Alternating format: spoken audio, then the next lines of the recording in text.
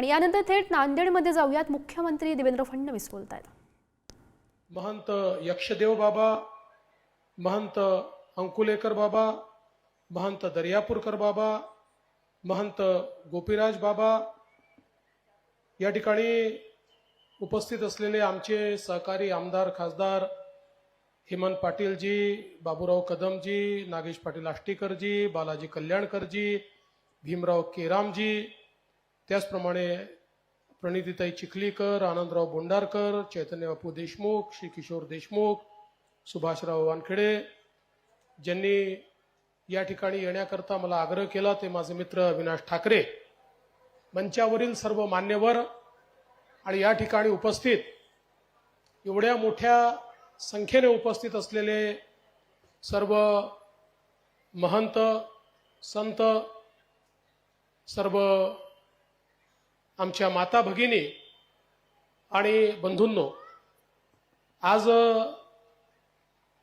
अतिशय आनंदाचा दिवस आहे की श्री कृष्णदेव उखळाई मंदिर या मंदिराच्या कलशरोहण समारोहाकरता आपण सगळे लोक या ठिकाणी उपस्थित आहोत. आणि या मंदिराची महिमा आणि बापूंची महिमा ही आपल्या सर्वांना ज्ञात आहे. खऱ्या अर्थानं सर्वांची मनोकामना ज्या ठिकाणी पूर्ण होते, ज्या ठिकाणी गरिबाला आधार मिळतो, ज्या ठिकाणी दुःखिताच्या दुःखावर फुंकर मारली जाते, अशी जागा म्हणजे श्री कृष्णदेव उखळाई मंदिर. आणि याचं पुनर्निर्माण होऊन कलशरोहण झालं, ही खरोखर आपल्या सगळ्यांकरता अतिशय आनंदाची गोष्ट आहे. खरं म्हणजे आज या निमित्ताने चक्रधर स्वामींना तर मी दंडवत करतोच, पण वैराग्य मूर्ती दत्ता बापूंना देखील या ठिकाणी दंडवत करतो.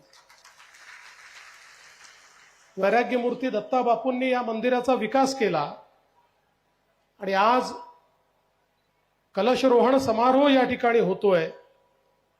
खरं म्हणजे आपण जर बघितलं तर आपल्या भारतीय तत्वज्ञानामध्ये आमच्या महानुभाव पंथांनी देखील कलशाचंच काम केलेलं आहे.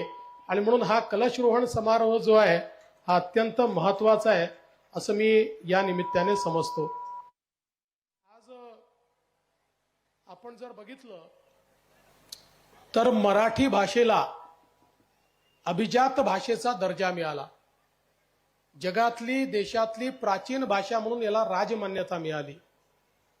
पण ही राजमान्यता मिळण्याकरता जे काही वेगवेगळे मराठी भाषेचे पुरावे आपण दिले, या पुराव्यांमध्ये एक महत्वाचा पुरावा लीळाचरित्र होतं की ज्याच्या माध्यमातून ही भाषा किती प्राचीन आहे हे दाखवण्याचा आपण प्रयत्न केला आणि त्याचा स्वीकार देखील हा केंद्र सरकारने केला.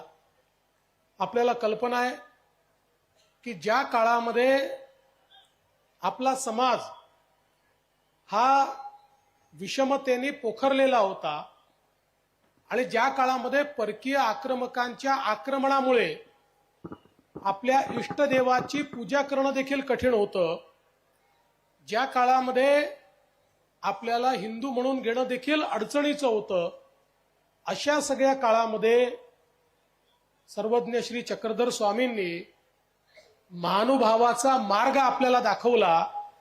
आणि केवळ मार्ग दाखवला नाही तर समाजातली विषमता दूर करणारा मार्ग दाखवला.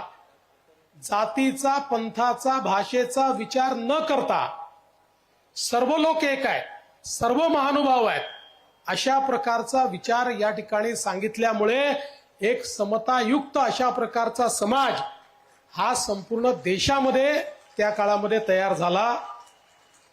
आणि आजही आपण पाहतो केवळ महाराष्ट्रात नाही तर देशाच्या कानाकोपऱ्यामध्ये आणि अगदी अफगाणिस्तानपर्यंत आपला महानुभाव विचार गेलेला आपल्याला पाहायला मिळतो.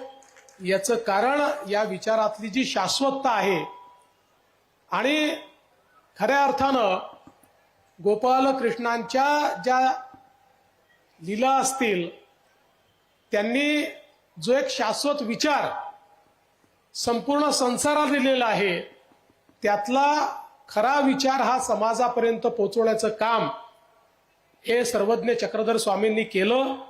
आणि म्हणूनच मला असं वाटतं की आज इतका मोठा संप्रदाय हा आपल्याला पाहायला मिळतो जो या ठिकाणी निश्चितपणे काम करतो आहे. खरं तर मला असं वाटतं की या उखळाईच्या विशेषाची जी काही महती आहे ती आपल्या सगळ्यांना माहिती आहे. आता बाबांनी एक गौप्यस्फोट देखील केला. मलाही माहित नव्हतं की अविनाशने देखील या ठिकाणी येऊन काही प्रार्थना केली होती. पण